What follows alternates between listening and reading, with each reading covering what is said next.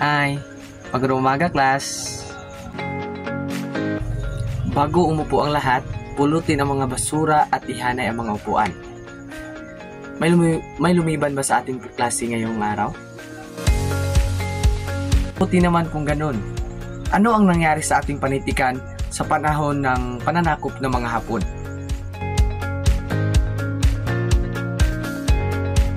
Tama ka, Binibini. So, magkaroon muna tayo ng message relay. Alam nyo ba ito? Okay, so kailangan ko ng 5 representative dito sa bawat pangkat na ito at sa kabila.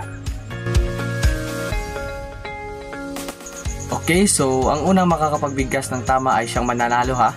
So, simulan na.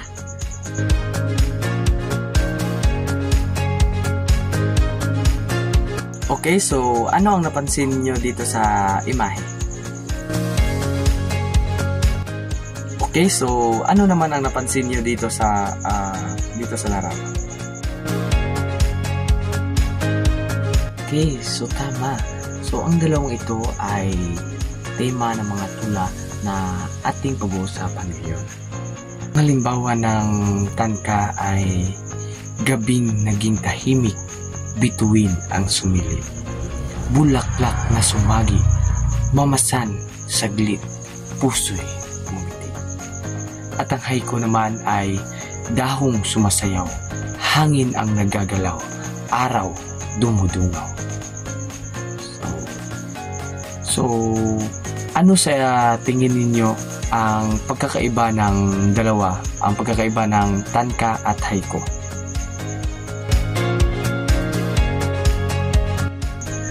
Okay, so bilangin ninyo kung ilan ang pantig sa tangka.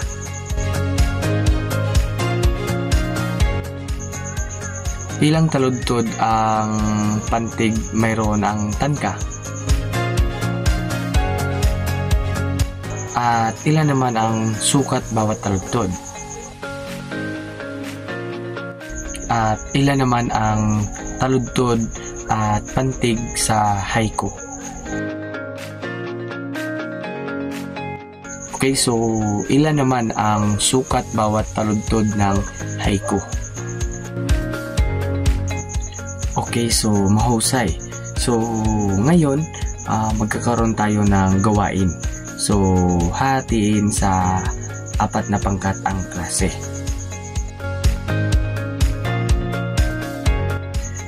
Okay, so ang panoto natin is memoryahin tangka, pangkat 1 at pangkat 2, at ang haiku is pangkat 3 at pangkat 4. So bigyan ng kopya ang bawat pangkat sa nakaata sa kanilang tangka o haiku. So bibigyasin ito sa klase ng may tamang tono, diin at antala. So ang rubrics natin is pagkakaisa 5 points, pagkakasabay-sabay 5 points, at pagkakabigkas 10 points. So kabuuan is 20 points. Pagkalipas ng 10 minuto, nagsimula na ang pagbigkas.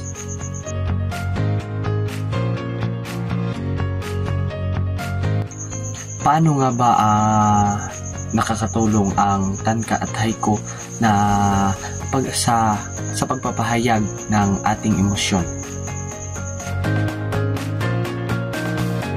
So tama ka, Ginoo. Ang tangka at haiku ay isang anyo ng sining na nagbibigay ng mga espasyo para sa mga malikhain at masining na pagpapahayag. So ano ang karaniwang paksa na tinalakay ng tangka at haiku? Okay, so mahusay. So ano ang nangyari sa ating panitikan sa Hapones? Okay, so ano nga ulit ang tangka? Okay, so tama. Ano naman yung haiku? Okay, so magaling. So palakpakan ninyo ang inyong mga sarili. Okay, so dumako na tayo sa ating pasulit. So ang ating pasulit ay piliin lamang ang titik ng tamang sagot. So ilagay ang sagot sa isang kaapat na papel. So yun ang panoto. Para sa ating taktang aralin, ito ang panoto. Magsaliksik ng isang halimbawa ng tangka at haiku mula sa panitikang Hapon. Isulat ito sa isang kwaderno at ipariwanag kung ano ang ibig sabihin ng tula. At i-practice ang tamang pagbigkas nito at ihanda ang isang pagsasadula o interpretatibong pagbasa sa susunod na klase. So yun lamang. Okay class, so yun lamang sa araw na ito. Sana ay may marami kayong natutunan sa ating talakayan. Maraming salamat sa pakikinig at nawa ay may marami kayong natutunan sa araw na ito. Maraming salamat!